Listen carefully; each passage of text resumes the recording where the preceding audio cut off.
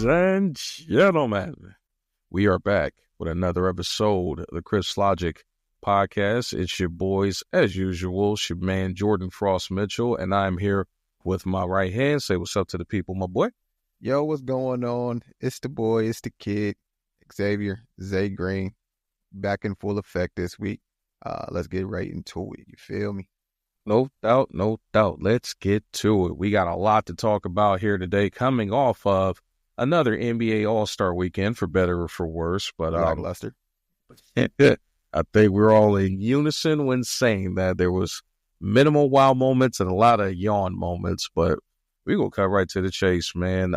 Before we do that, I want to, of course, thank everybody for their love and support as we're continuing to build this movement, build this ship, keep it going and keep it cooking, man. We appreciate the new subscribers we got on Spotify. And just to officially let the people know, we are now officially up on Apple Podcasts platform, Amazon Music or Audible, and also on iHeartRadio. So be sure to search for the Crypts Logic podcast, and you'll be able to find your boys now on more streaming platforms. We are slowly taking off here. So. Yes, sir. Yes, sir. And, you know, with the eventual hopes of getting to YouTube soon and then getting on TikTok, hopefully be able to stream live and have some live guests. That's just putting it out there, what we're looking for in the future moving forward.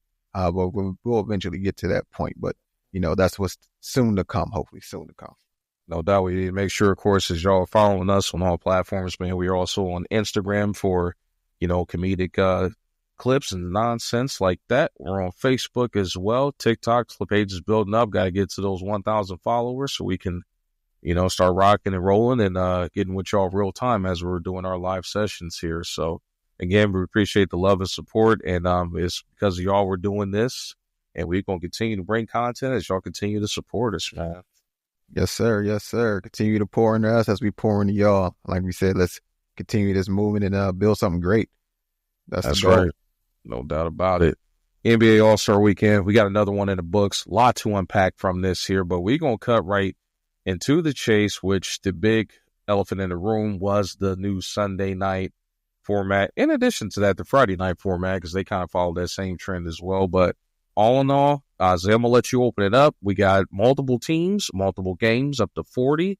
What are your thoughts after seeing the first product of the new All-Star format and tournament time? Yeah, so for me, you know, I actually like it for the Rising Stars. I like it for them. I don't like it for Sunday. So I'll start with that. Like, I actually like it for the Rising Star Challenge. Mm-hmm. One, realistically, of the rookie sophomores, it's probably 10 to 13 guys that people actually know. On a name basis, and that's willing to watch them. So to condense that down into the 4 teams and have those players potentially, like, you know, 2 or 3 of them on each team that have the big names to kind of lead a team in a little quick tournament format is actually okay for the Rising Star Challenge, in my opinion. So I like it on Friday night. They can keep it there, but they need to do away with it on Sunday night. That was a swing, and I'm not even gonna say that was a looking strikeout. There was no swing even there. He got sat down looking out, like down the middle. It was a complete miss, in my opinion. You know, the craziest thing is we tune in to watch our All-Star game, and we got like 34 minutes of actual basketball play, maybe between 34 38 minutes of actual ball play, and about 2 hours of like cut scenes and skits and Kevin Hart. And I like Kevin Hart, but like, hey, this ain't why we here, my boy. Like, this is not why we here. We know you're trying to you know, pop off with the DraftKings, and I get it, but that's not why we here. We here to see basketball. Sunday night is supposed to be the world's greatest pickup game. And that's what we should see. It needs to get back to that. And, you know, we're going to fully dive and give an example of that later in the pod, but it needs to get back to being the world's greatest pickup game. I'm tired of seeing, like I said previously, scores 180 to 170. Like, it's ridiculous. Like, you know, be competitors. That's what y'all there for. So that's my take on the actual games itself. I like it for the rookie sophomore showcase, but not for Sunday prime time, as they want to call it. I'm not a big fan of it. What about you, Frost? No doubt, man. I'm pretty much right there with you, brother. Like it was a good concept. Definitely, the formula definitely did pop for the Friday Rising Stars Challenge. It was even good to see the G League squad kind of get some shine too there. So it does give guys a little bit more motivation, if they're chasing their NBA dreams through that route to continue to compete and get recognized at this big event as well. But again, I'm in agreement with you, brother. It just did not have the same impact that, on Sunday night. I mean, we still got a lot of lackluster effort. And inside such a long window here. And the sad part about it is this was the last official broadcast of the All-Star game being on TNT. So, don't know what to expect going into next season. I know it's going to be on a different network probably, but I can almost guarantee you based on probably the lack of enthusiasm and viewership on this particular one, there's going to be some major changes coming again next season, especially with the new network coming into place, new TV deal taking over. But, I get it, 40 points. This could easily be solved if they get back to the Elam ending format where the target score gets set at a certain point, because a few years back when that was in place, we did see some very competitive basketball as far as, guys taking it seriously, defense getting played down the stretch. But, just it was a nice idea. It was unique. It was different. But again, I definitely like it for the Rising Stars to keep things entertaining for the basketball enthusiasts. But for your actual stars, you gotta axe that, man. You got to get back to, the pride days of East versus West, truly, and getting it back to what it used to be. But we're definitely going to delve into, some nostalgia moments from that here. But if I had to give it a grade for the new All-Star format, the tournaments, I'm giving it a decent C minus. I think there could be some potential there with it, but just 40 points, no defense, guys just kind of packing it in. I'm not digging it. Yeah, like for Sunday, I actually give it an F. For Sunday, it was a complete fail to me. Like I said, no contest. But I give it like a B plus, A minus for the Rising Stars. So like I missed on it, but I didn't mention it. But like you said, the G League, like the G League team made the finals. Mm-hmm. And I do think they missed an opportunity with the G League. Like, I understand that he's on a two-way, but Bronny should have been on that team. Yeah. Amani Bates should have been on that team. Like, they missed a couple opportunities. Like, Amani Bates is a walking bucket still. And he down there in that G League. And he should have been displayed Friday night. So, they missed the ball a little bit, but I give it like a B plus, A minus for the Rising Stars, but a complete F for the Sunday night actual All-Star game. And then to circle back on something you said, you actually like the Elam? Yeah, and it might be my bias because I'll be the first to admit I am a huge fan of the TBT tournament, the basketball tournament that comes on every summer, where it features a lot of alumni and, players from yesteryear from like previous colleges and stuff like that. So, I mean, that's some of the most competitive basketball, man. It kind of scratches that itch that you get in the summertime to watch some competitive ball, man. So I'm a big fan of seeing it then, but I'm a huge fan of the Elam ending. Like you start seeing guys like really like go to work, and it might be with that because, there is the $1 million prize that's on the line with that as well too. So maybe if they incorporate that and, hint to the league, maybe even could provide incentives like how you do for the NBA Cup itself, that might solve it. But yeah, definitely I like the idea of the Elam ending. I thought they were onto something there because it did increase the competition. I forget exactly what year it was when they deployed that, but they definitely need to bring that concept back. Don't limit a game to 40 points, man. Maybe give it one solid half of basketball, then make it put the Elam ending on for in a sudden death type scenario. It just for me, I've seen it work on several different formats, with the TBT tournament being the big shining example of it being a working product for sure.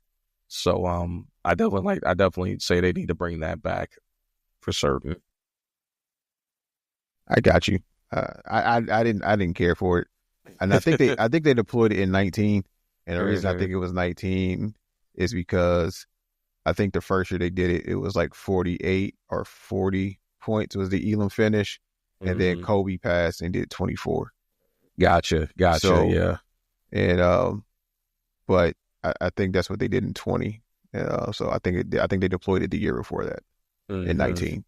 So that sounds about right. Because I remember it was working with like a full arena, and then when they circled back in 20, like you said, that's when they did that to mark that part where everybody was out with the 2 and 24 jerseys on. So yeah, I think you're. Or was that technically right. 21 because No, it would have been 20 because he passed early February, or was that January? I want to say that was in January. It's like January 26th or something like that, if I'm not mistaken. So yeah, it would have been right on the heels of that. So yeah, 2020.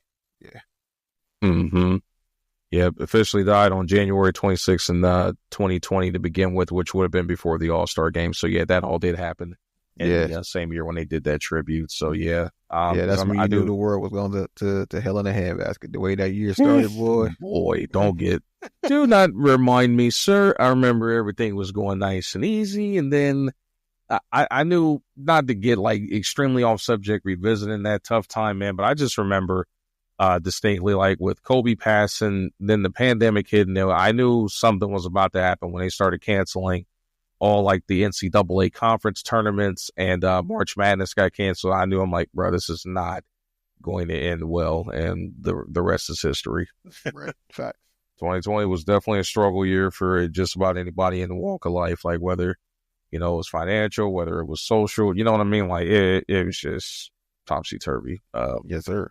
Still can't believe that all went down 5 years ago as of now, man. Time flies, because 5 years is crazy. It's 5 crazy as 5 years. No doubt about it. But yeah, man. So a lot more to unpack too. We got the tried and true the dunk contest, which shout out to my man Mac McClung, who's still basically carrying the dunk contest on his back, even as a tweener, as we call it.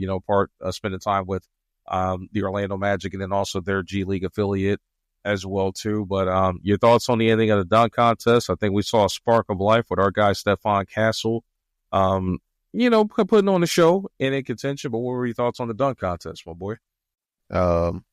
If anything's gonna be canceled, it should be that. Like Mac put on a show. Yeah. Stephon, his last 2 dunks were okay. I think the one before his last one was his best dunk.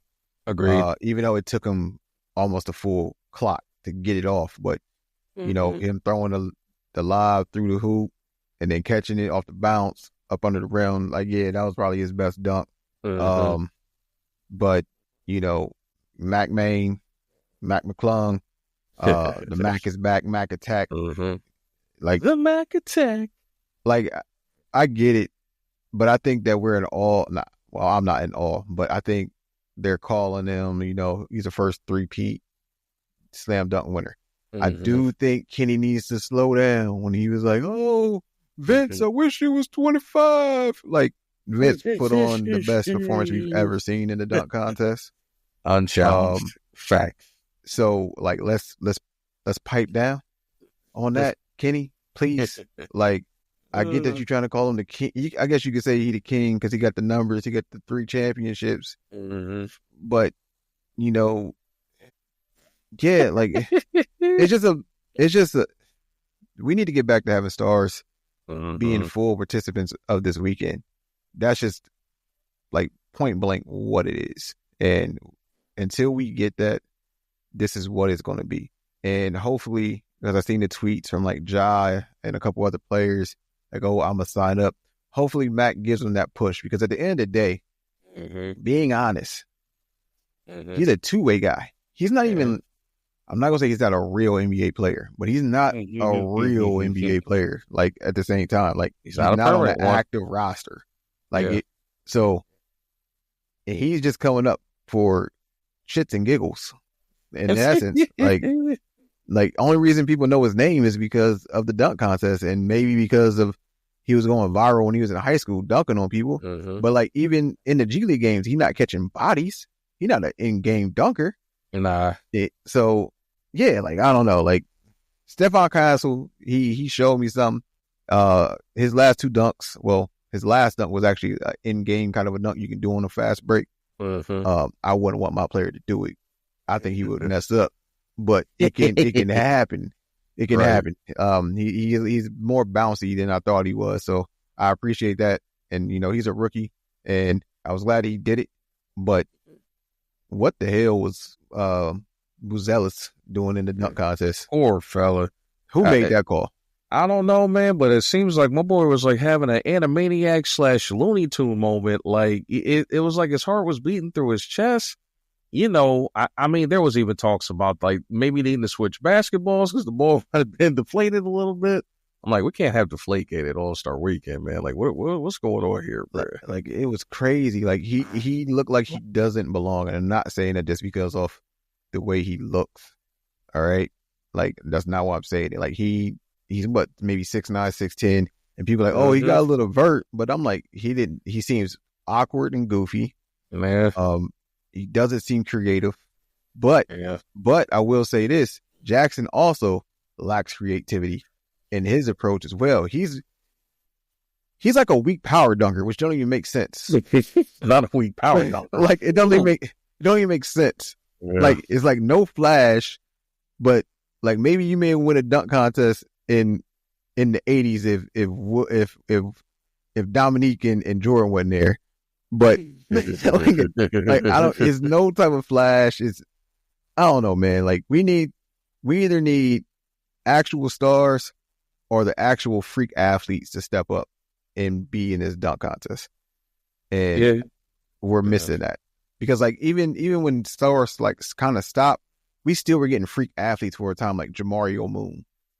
Yeah. You know what I'm saying? Like freak athletes. James White, yeah. Right. We're still getting freak athletes. And we're not even getting that anymore. Like they're not even willing to step up to the plate. Oh, I got to protect my brand. Like, bro, that's how you build your brand if you're not an NBA All-Star. Like that's a fact, yeah. So it needs to happen. And next year it ain't gonna happen, but I want to see Ja and I don't know the other two, but it needs to be some stars. Zion. Yeah, because he's a legit power. I'll take Zion because he's a legit power dunker. Mm-hmm. I'll even take Zion. Yeah. But and we need somebody else that's just bouncy. Like I only think Jalen Green, get him back in it. Yeah, someone that's just bouncy, or one of the twins, because they both can get out there a little bit too. The Thompson twins. No, but it needs to be somebody like that, or even Cam Whitmore down in Houston too. Shout out to Nova, Cam Whitmore, my guy. Yes, sir. So yeah, like. Yeah, it's just frustrating at times, man. Like, it's frustrating to watch. And I don't mean to go on a rant, but it just pisses me off.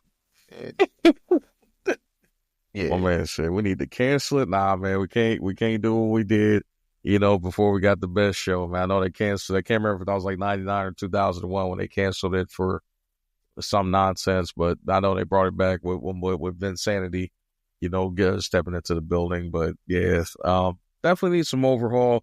And guys, somebody's got to accept the challenge, man. I mean, it's just it just adds to basketball lore. It's a grand stage. But going back to I think it was Andre Jackson Jr., man, another guy, man. It just seems like he had a mom spaghetti moment, bro. Like palms was super sweaty, and I don't know if the moment was just too big or what, man. But like these guys are just like throwing in there, man. Like you need some guys with some composure that is ready for the spotlight. You need some stars, man. I mean, you could go back to 2016 when we had arguably the best dunk contest or duel ever between Aaron Gordon and Zach LaVine. You know what I mean? You could tell those guys, they had composure. They were confident in what they were doing. There wasn't like no, multiple attempts or a bunch of smoke dunks happening with those guys. I mean, we just haven't had no pop, and now it's going on almost 10 years. With the dunk contest. We thought it was back only for it to fade away again because of lack of participation. But you know what? I not to throw a straight shot out there, I fault Dwayne Wade for this. If he hadn't cheated Aaron Gordon back in 2020 on the score, we wouldn't be having this conversation. I don't agree with that.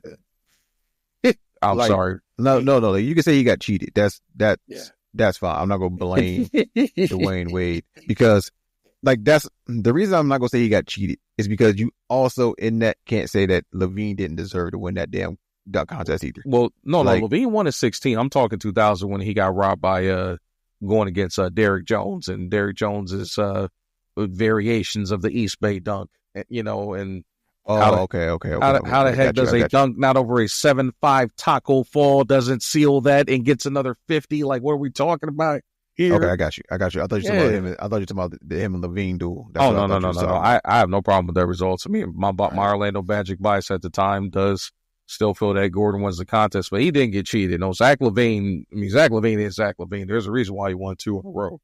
Yeah, he's him. He's definitely him when it comes to the dunk. So he's a freak athlete, bouncy, creative in the air. Mm-hmm. He can fly, brother. He's one and still can fly. Yes. But my bad. I thought you were talking about that dunk contest that year. No, definitely not 2016. I'm talking about the last reason, one that was actually compelling to some degree in 2020. The one we were just referencing. That was probably the last memorable All-Star weekend, man. I ain't gonna lie. Oh, for real. Got you. But now that we're gonna talk about Mac Daddy Dunk. What did you think of the 3-point contest? Because we picked our winners last episode. Yeah, we struck out. We went 0 for 3.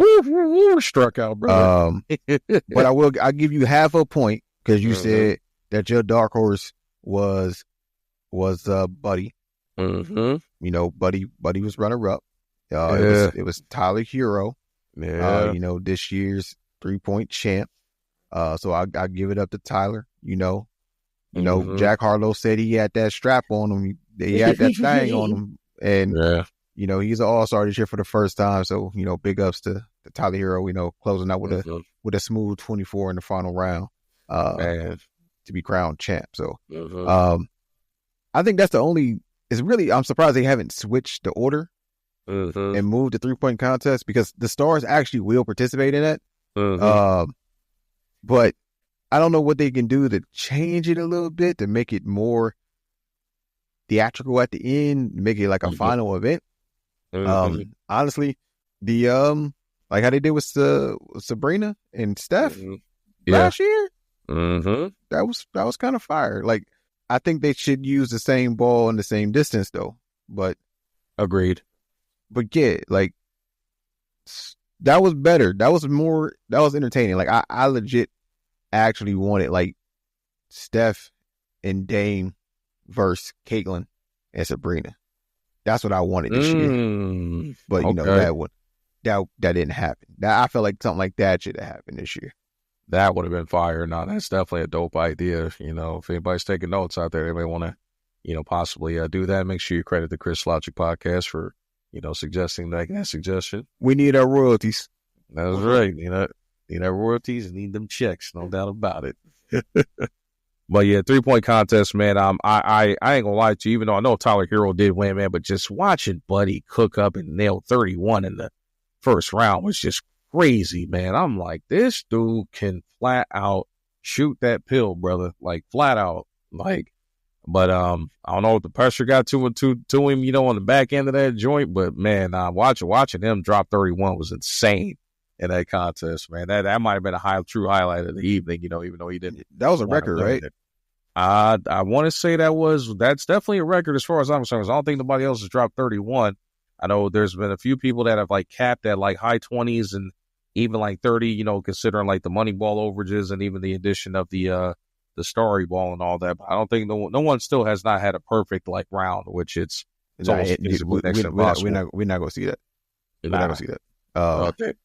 We're not gonna see that at all. If we do, they might as well stop the contest and have whoever does that tested for sure. So there'll definitely be some sort of bionics or cybernetics, synthetics going on there for sure. But now go ahead, my bad. Nah, you're good, man. But the 3-point contest is probably the highlight of the evening. At least as far as successes goes, that was probably the highlight of the evening. But one that ain't getting talked about enough is the disqualification of our guys CP3 and Wemby in the skills competition. Man, that was insane, man. I ain't gonna hold you, man. I'm like, I fucked with it. You're right. I'm kind of like with that. Like, it's like my cleverness, like, trait is like, that was ingenious and fiendishly clever. But unfortunately, it's banned. The thing is, like, honestly, they even said, like, during the broadcast that he asked officials if he can do that. And they told him yes. Oh. And so he said that basically, like, they were contesting it, saying, like, we were told that that's within the rules, they can do it. That's why they did it. They didn't just go out there and do it. Like, they were told they could do that. But then they switched it up and said, well, it wasn't an official shot attempt. Well, like, what is an official shot attempt? Do you have to a jump shot? Is that what a shot attempt is? Because if I just stand at the 3-point line and throw it towards the back as a shot attempt, it doesn't matter if it's an air ball. An air ball is a shot attempt. Right. So, therefore, it still is an official shot attempt. Yeah. It just didn't satisfy it to the point you like, oh, he didn't pick it off the rack, 2 hands, follow through. No, that's not what a jump shot is. That's just the way that they perfected their craft. So, to me, it was still a legit shot, like, legally. Yeah. As far as the contest goes. Yeah. But the thing is, like, if they went first and did it too. That's the crazy part. So basically, everybody else could have followed suit. And would they have still been the fastest time? Maybe, maybe not. I don't know. But everybody else could have followed suit. I would, as you call me, the evil genius. It was fine with me. I was with it. I think it sucks that they got disqualified, but yeah, like, I was with it.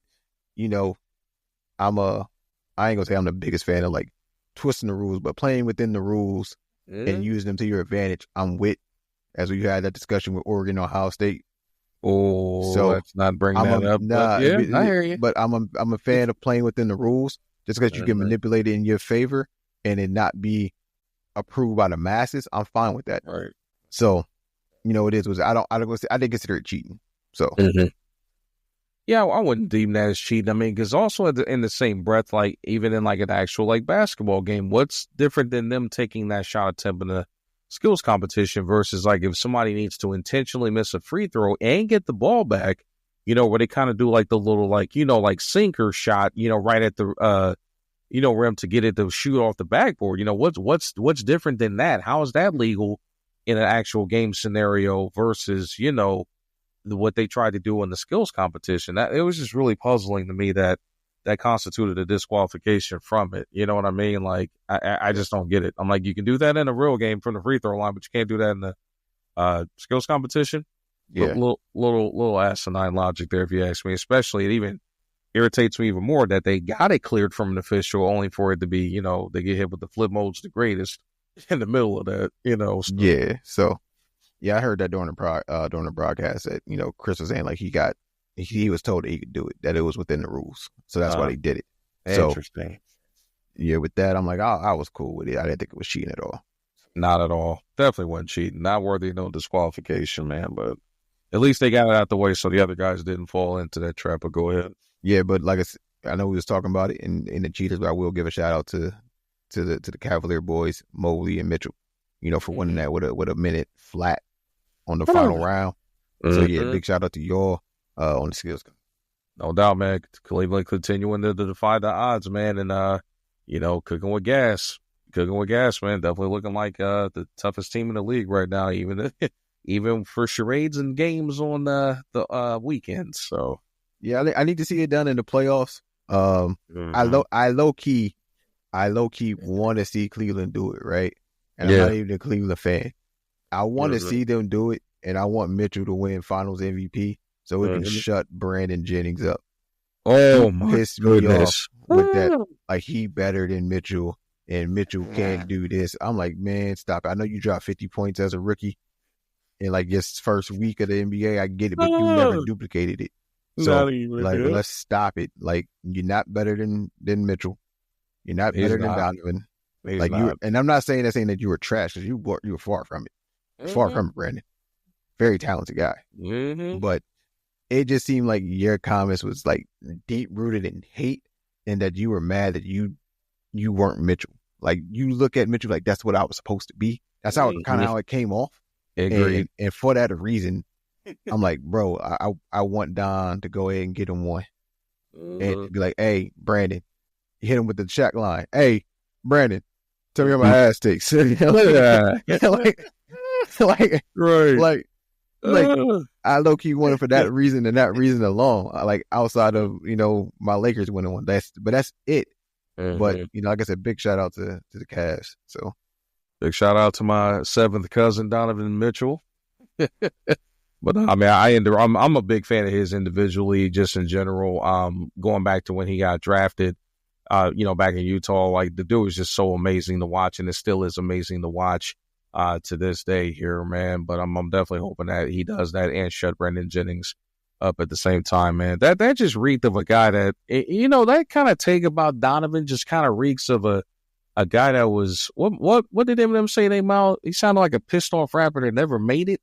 Like it's giving off those kind of vibes, like he was a Hot 16 rapper or something like that, man. Like bro, you had your moment. We know he's a what if, candidate, but he's not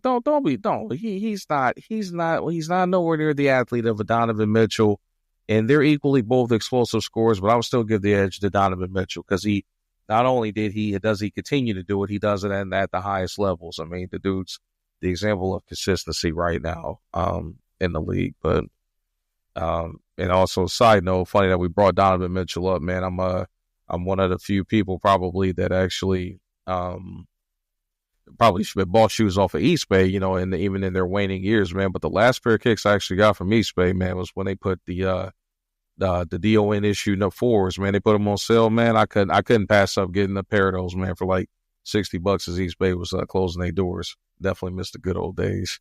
Facts. I got you. Yeah, I like the little dot eyes and all that, Yeah. messing with the East Bay. So yeah, yes, sir. I feel you. Rite of passage getting that monthly magazine in the mail. So right. These young cats don't know about that. Right. Well, some of these little kids might not they know about. Nah, they ain't don't even worry about it, it. sweetheart. Don't worry about it, sweetheart. They will never know, man, the joy of getting them kicks in the mail, man. Before you had to wait, in suspense for 30 minutes to know if you got a pair of J's or not. We was able to call up that East Bay and get them joints delivered, man. You know what I'm saying? Facts. Good old days, man. But now that we've gotten the major highlights out of the All-Star Weekend out the way, before we segue to the next segment, real quick, I just thought of it. Hey, NBA, y'all have just been put on notice. And y'all been put on notice by the Unrivaled League. If y'all don't put y'all's pride aside and go play one-on-one, them girls put on for themselves, their families, and said F their egos. If y'all don't go play one-on-one, actually, you can replace that with the All-Star game. Do a King of the Court tournament. I'll be down with that. Yeah. Like, them girls put on, and it was very entertaining. Very much entertaining. So. Like, and a key example of people's pride getting hurt, Breonna Stewart is one of the best female ball players in the world. And is not questionable. Mm-hmm. She went in that tournament in the first round and got a donut. 12-0 by her. I think she's a rookie. Mm-hmm. So, hey, y'all been put on notice. Y'all said in y'all's interviews that y'all be down to do it. I know Kyrie ain't scared. Mm-hmm. He the one I believe in. And if y'all lined it up, I would pick him. I'll put my money on him. I'll log into my FanDuel app and like, hey, Kai got it. That's what I would do. Man, the house on King Kai? Kai, King of the Court. Okay. I'm like, book it. Like, 100% confidence. I don't care if you go against an athletic big. Yeah. It's a wrap because the big ain't gonna see the ball. What's the Kyrie get the ball back? Big facts. So, King of the Court, one-on-one. Even if it's not an All-Star game, y'all need to put y'all's bread together, get it televised, and make it happen. Make it happen in the summer. The fans need it. So, no. My bad to cut you off, but I just wanted to get that off. No, you good, man. And I totally agree because I ain't gonna hold you, brother. I wasn't like tuning in to watch it at all, but as I'm, you know what I'm saying, going through my usual morning routines, I'm constantly got stuff going on YouTube. The algorithm just so happened to segue that stuff in here, and I was watching B. Collier cook up in that joint, man. So it was impressive. I was definitely impressed. I'm like, hey, man, this is good competition. I'm watching. The girls going out there hitting like solid moves, man, pull-ups, post-ups, fades. You know what I mean? Like hustling, man. Now that was good quality. That's a good quality product, man. I'm definitely impressed with the Unrivaled for sure, man. It's a good change of pace and it's good competitive. It's a good and competitive product, man. You know, while they're in their non-season months. So NBA definitely need to follow suit and incorporate that in somehow, or if not, man, do what the ladies did. You know what I'm saying? That could still keep TNT in the mix as far as like having their own product to sell to people. So and what's crazier about that whole tournament that they did, the winner of that won $200K. They basically doubled their salary if they a top player, and if they were a young player, they would have like quadrupled or even more. Like some of them girls are only making $70K. Don't get me started with their salaries. So yeah, like I know the dudes would probably have to be more like closer to $1 million for the winner, or maybe even $2 million. But nah, it needs to happen. It needs to happen. Yeah, I mean, it could be done. I mean, at the end of the day, they are more marketable stars just because of like having better notoriety than some of the women's players. But I mean, I'm sure they can draw enough interest to do it. Like if Unrivaled can do that for those girls and get that kind of revenue generated on such a smaller product that's in the off season of their prime season.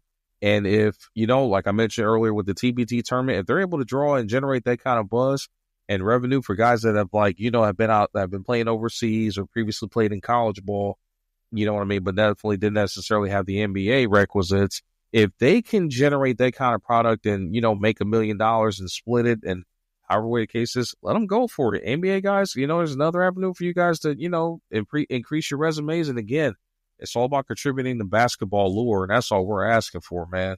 Don't just be stepping out here, man, doing the low management and, disappearing acts and all that, man. We just could see just a little bit more, man. But that's gonna be something to get out of the bureaucracy that is the NBA. You know what I mean? But definitely a good point. I'm glad you brought that up. But before we close out on All-Star Weekend highlights, there was a little bit of back aftermath on that piece. I wanted to go ahead and talk about some of the negative pieces that really like kind of was going on there. I was definitely about to segue right into the tweet from Mr. Kevin Durant himself, man. And I'm not gonna lie to you, it for him to be such a legendary player, man. My guy does a lot on unnecessary stuff on Twitter, man. But for him to have the crazy take talking about, since everybody's like basically miserable this time of year and people are just tuning in to complain about the product, let's just cancel it. My guy, like, it's not that we need to cancel it, man. Like, and he out of all people, with as competitive of a player he is, he can be the guy that makes the change. And I swear, if he's the one that does it, that can help his legacy so much, man. Like, just you patterned your game after some of these like legendary scorers, Kobe, T-Mac. Like, my guy, you could easily be the influencer to get these guys to play at a stronger clip and play some defense and compete, man. Like, I truly miss the days of, like going back to the one All-Star Weekend I was fortunate enough to attend in Orlando back in 2012. Man, I watched, Kobe and LeBron like go one-on-one in that moment, and Kobe get the best of LeBron, at NBA All-Star Weekend, like when the spotlight and the pressure was on, man. I mean, where is that at? Let's see some of these, like, let's see in the moment, Wemby versus Giannis or whoever, but let's not jump off the cliff and talk about canceling it altogether. We're simply highlighting what needs to be done to increase the viewership and to take it back to the old days where it was like, you stop what you was doing, man. This was equivalent, at least for us basketball heads, to watching the Super Bowl, at least. You know what I mean? Like, this was like the second Sunday in the month of February that we took pride in like watching, and that's all we're simply asking. But canceling it, nah, man. Let's not so fast, my friend. Let's slow down and be mature about this and understand what your fans that are, part of who you are, part of the reason why you're successful as you are asking for. We're just asking for more competition, not to cancel it, man. It's not that everybody's miserable. They're just frustrated with what we're seeing. What's your thoughts on KD's hot take? I like KD. I like him a lot, but he needs to shut the hell up. It's straight like that. The reason why Like I said before, in last episode, it's a fan appreciation week. This is where you should be giving back to the fans. We just want to see the world's greatest pickup game. All we want to see is the world's best players all in one place and playing a legit game of basketball, being competitive. That's why they are there to see you. And that's all that we want to see as viewers. And we get that it's a long season, that you're protecting brands. No one wants to get hurt. We're not asking you to go out there and club nobody. We're not asking you to be Kobe Bryant competitive to the point that you know giving D-Wade the chicken wing. We're not saying we need that, but we just need to be competitive, you know. And then I think D-Wade in return broke Kobe's nose on accident, or at least made it bleed, trying to block his shot. But, you know, like, we don't need that, but just be a competitive basketball game. Like, get back to where the game was like 1-10, like a realistic NBA game, and you guys are be playing defense. And that's all that the fans want. So that's all that we're saying. We just want more from our stars. And the fans go about it in the wrong way. So I kind of get why KD said it. But we just want accountability from the stars to actually show that they care about the fans and that they want to go out there and put a show on for the fans. But yeah, it's still like, shut up, KD, because like it shouldn't be coming for you. But it's that, and then it's also a combination of what happened with Bron and Ant. Like, yo, there's no way that Bron thought he was playing. He knew since last week that he wasn't playing in that damn All-Star game. So I have an issue with Ant sitting out as well, but the bigger issue for me is Bron. This is your 21st All-Star game. All right. And history. You still get that nod on your resume, even if you did play. True. Yeah. Let somebody that has worked their ass off, like a Norman Powell, who's averaging 25 this year, to play in that spot. And, you know, the disrespect on Trae Young, he also was a reserve as well, which is mind-blowing to me that he's always a reserve. Like, I don't know what it is, why people hate him so much. I don't get it. Like, he'll lead the league in assists and average 25 a game and won't be an all-star selected by the fans.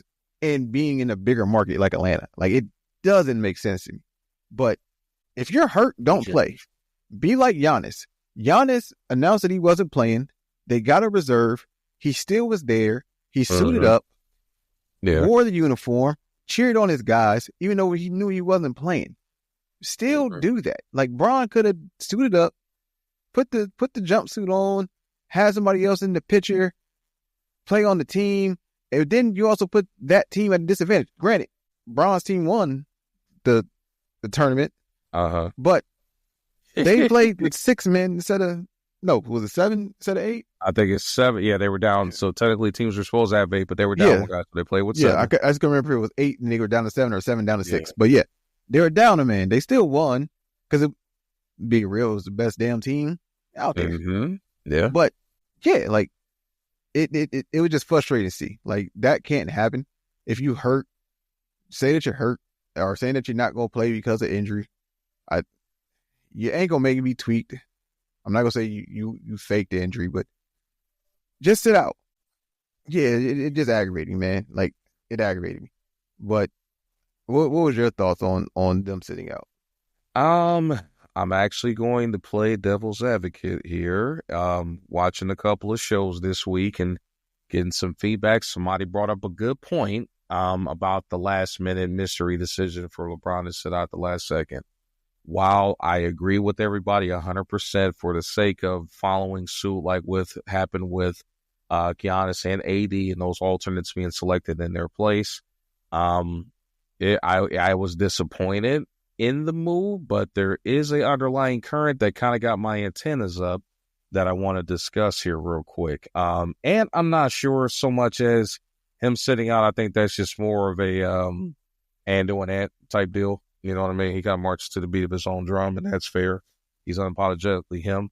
But in LeBron's situation, I I'm going to take the route and go with the thought process of, as you and I have kind of beat the dog shit out of the situation with the All-Star game so far, we know the viewership's in decline. We know that right now the product is not generating the type of buzz and revenue and viewership that it should be generating.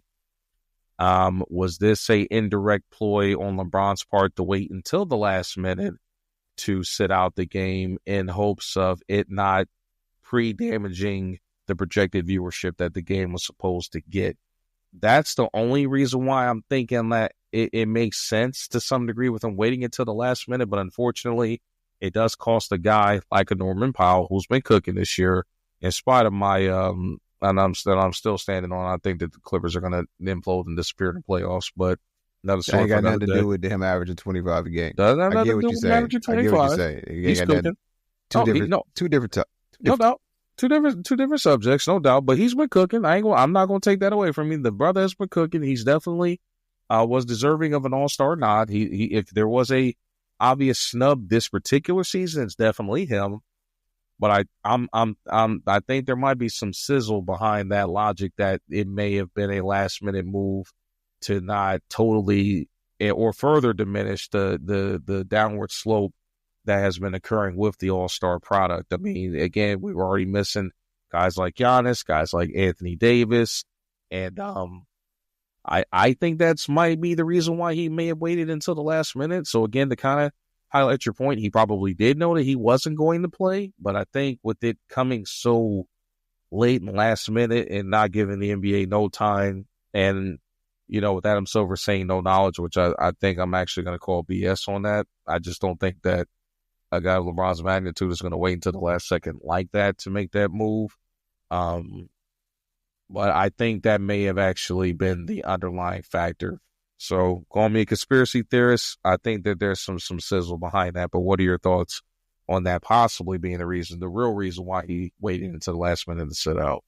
I don't know why, but all I would say, if that was a discussion, my response would have been, ain't nobody coming to see you, Otis. like they here to see the temptation. But not you calling LeBron Otis. No, ain't nobody coming to see you, Otis. Come on, that would have been my response. Because ain't no one man bigger than the NBA. Like I understand he's still the current face. I don't think him not playing at year 21 would have impacted ratings. So yeah, my response would have been, ain't nobody coming to see you, Otis. Hilarious, bro. To see the Temptations. Like, it's enough stars still in that game to carry it. So I hear you. I receive that, but I don't agree with it. Like, that's fair. Like, that's fair. Bro. Like, you 40, bro. Like, people want to see you still, but nah, bro. Like, not for the sake of ratings. No. I wouldn't have bought that at all. That ain't your job. Stay in your lane. Like I said, ain't nobody coming to see you, Otis. Oh, man. Come on, man. You got to leave David Ruffin, man. Leave him alone, man.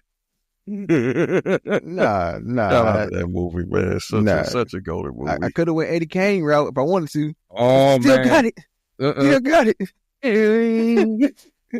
Nights like this, I wish raindrops would fall. Yeah. Oh, man. Not Eddie Kane, brother. Yeah, but like I said, like, don't be so self-absorbed in that to where you like, the ratings go plummet if I ain't there. Like, nah, bro. Like, you fine, bro. Like, stop the cap. But stop the cap. My man said the cap is strong with this one. Yeah, that force is real strong. The force is strong within you. But yeah, bro. Like, but getting off not really fully getting off of the All-Star, because I like to go into ask you, like, hey, like, what are your favorite NBA All-Star moments of all time? Like, what do you count as like one? Like, what's your top All-Star moment? I got a couple, man. So I'm gonna apologize in advance. It's involving some of my Magic legends, but of course, so mine. Yep, no doubt. So I'm gonna cook with a couple, man. I'm gonna go back to when Dwight Howard debuted as Superman in the dunk contest, man, because that was kind of like his his moment, his breakout moment, you know, to basically cementing him as a new superstar in the league, you know, just with Kenny kind of getting hyped up. Superman is in the building. Yes, he is. You know, like, I just, like, again, it's like moments like that, man, is what I missed with the dunk contest, man. It just don't hit like how it used to, man. But like that moment, you know what I'm saying? Like he got the crowd hype, you know, had the little, even though it was super young, like Fitton, but he had the little Superman joint underneath, had Jameer Nelson with the cape, man. And even though, you know, that was one of that was probably the best non-dunk in the dunk contest, like ever, because technically he didn't dunk it, but he was so friggin' high in the air, brother. He threw that joint through the rim. And, you know, that was just one of my favorite, like, all-star moments in general. Another one of mine was well, actually, I got a couple because, again, I'm such a big dunk contest fan. Like, even when it's been, like, lackluster, I've been the guy, like, I've been one of, like, the last soldiers on the field trying to hold out hope that, you know, it was going to be something special. But got to go back to the 2000 dunk contest.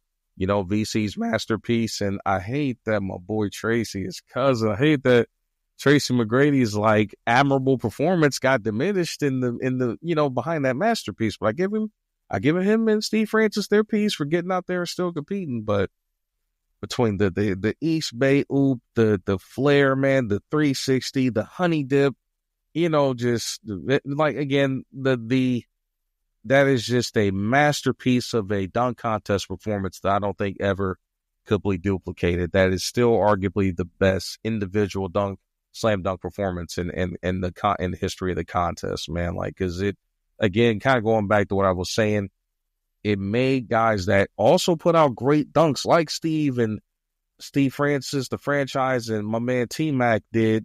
It made their dunks look so inferior in that moment, man, you know.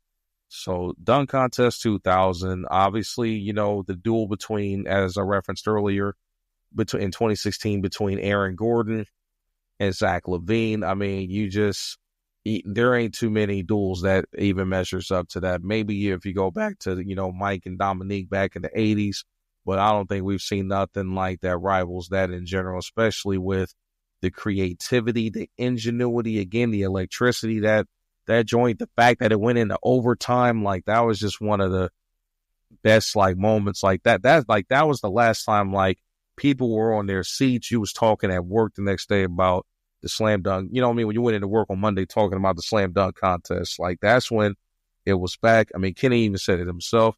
He said he hadn't said it since 2000. Ladies and gentlemen, I haven't said this in 20 years, but it's over again. Let's go home. So, you know, you got that.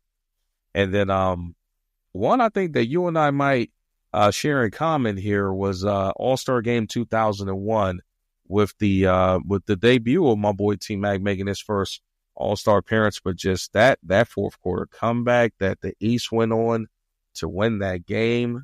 The answer himself, Mr. AI, going off for 15 down the stretch, man, to again, they were competing. They wanted to win that match, man. Like, you know, especially like with the size discrepancy between those teams, like, you know, you got that crazy front line that the West had versus like, you know, this guard driven and, you know, more athletic paced Eastern Conference team, man. That fourth quarter in that 2001 dunk contest, man, was crazy. Shout out to AI, Starbury, you know, Marbury coming in, knocking down threes in the final, you know, final 53 seconds, you know, Kobe cooking on the other side. A lot of big moves from that particular All-Star competition. But those are some of my favorite All-Star moments in general, man.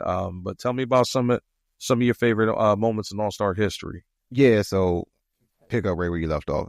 My number one is definitely that 01 All-Star game. Like, that's what I've been alluding to this entire time. Like, being competitive. You know, the East came back from 21 down in the fourth, and they rallied back, and they took that game. They stole it from the West. But, you know, and it wasn't like a rollover. Like, hey, they doubled Kobe in an All-Star game. Right? Kobe was not trying to lose that game. Like, down the stretch, Kobe was getting to his spots, cooking, hibachi grill, like cooking, fish grease. like unstoppable. Like get to his spots, 2 dribble, get to your spot, pull up midi, cash, play defense on the opposite side, come back down court, demand the ball back, give it here. Like to the point, on the last play of the game, the West had the ball and they doubled Kobe, which made him drop it down to Duncan. Duncan didn't expect to get it. That's why Duncan missed it, in my opinion. He didn't expect to get it. They were in awe watching him. You're right. He went and he got Marbury in the air, and then I forget who it was. It was a power forward that rotated down, up to the top of the key and closed out on it, but left Tim Duncan wide open.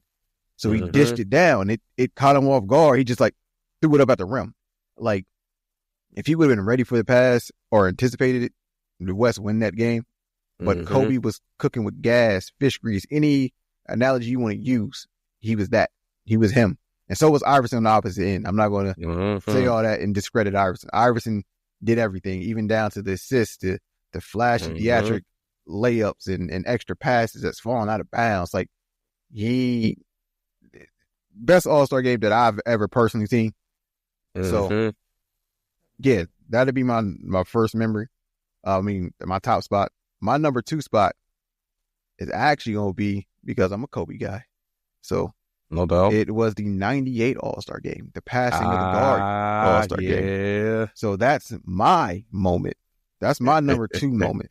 It's just the symbolism of it, even down to like, I watched it earlier today and they even said, I think it was Bill Walton said it.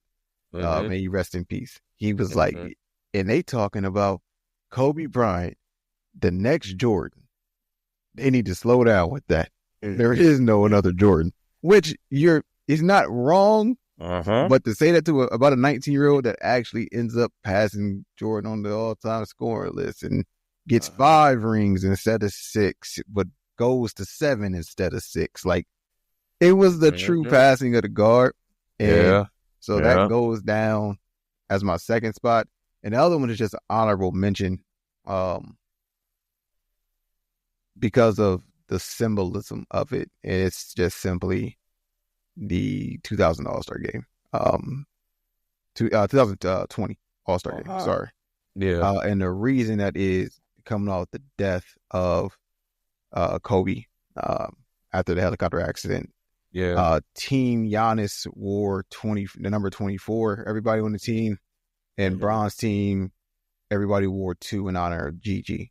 So the symbolism of that and showing and displaying the brotherhood of what the NBA is and the fraternity that truly is, and the respect that they have for Kobe and everything that he's given to the league, that ranks in one of my top 3 moments. Not necessarily saying because of the game itself. It's just a symbolism of doing that.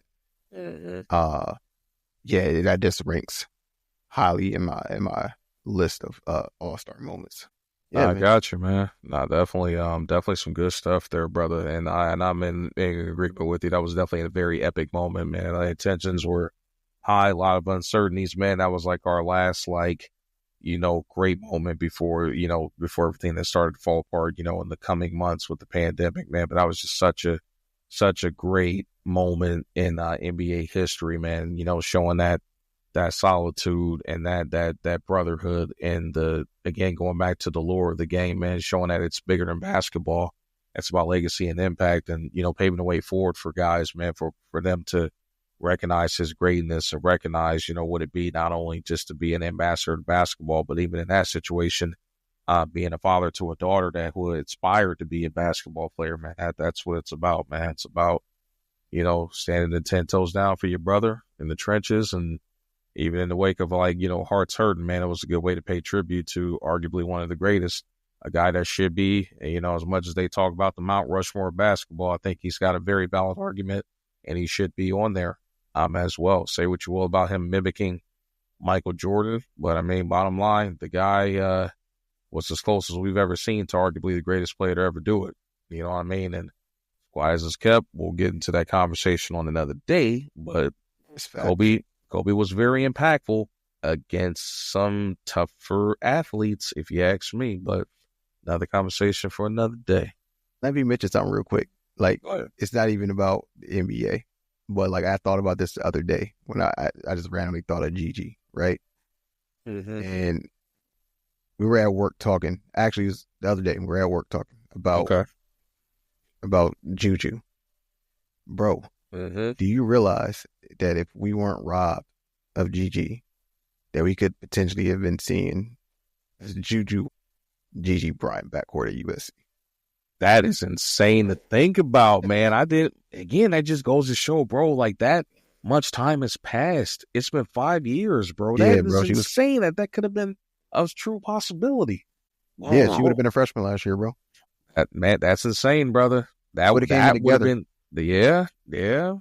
have been if she amazing. Went to USC, but because there is the UCLA ties for Kobe, but her sister went to USC, her older sister. Gotcha. Okay. So, and they from LA, so it's possible that she could have said F it, bump it, and went to UCLA or even went to Oregon because of how she idolized Sabrina. But at the same time, her growing up, going against Juju potentially in high school, it could have been like, hey, USC ain't been dominant. Let's bring a title back home to the city because that's where we both from. Mm-hmm. So, yeah, man, like the fact that we robbed of that now, knowing who and what Juju is, it's crazy, man. It's crazy, man. Again, we might add that to when we start our what if, legacy shows, man. Might have to be something to be discussed, man. I might jot that down to the side here. You know what I mean? Yep. So, no doubt. But ladies and gentlemen, that is going to close it out for the fourth edition or episode of the Crypts Logic podcast. I hope y'all enjoyed our content here, talking about the ups and downs and the changes that we can see with the NBA All-Star Weekend and sharing some of our favorite moments with y'all as well. Be sure to tune in next week as we're trying to keep everything going on a weekly basis for our next episode here. Definitely got a big surprise coming on that episode as well because, we've dabbled into the football, we've dabbled into the basketball, but now might be time to change the pace and discuss a different subject potentially. Yeah, a little beef. Yeah, a little beef. Just a little bit of beef, you know what I'm saying? Ain't nothing like beef, Right. Maybe Kobe, maybe not. No, beef. We'll see what happens. No doubt about it, man. Might be ground chuck, might be ground beef, ground sirloin, you know what I'm saying? Little Angus, who knows, man? But it might be beef. So yeah, no doubt, man. We definitely got some beef to discuss next episode. But again, this has been your boy Frost and your boy Zay. We appreciate the love and y'all tuning in, man. And we will catch y'all next week on the next episode of the Crypts Logic podcast. Yes, sir. And we out. We'll holler at y'all.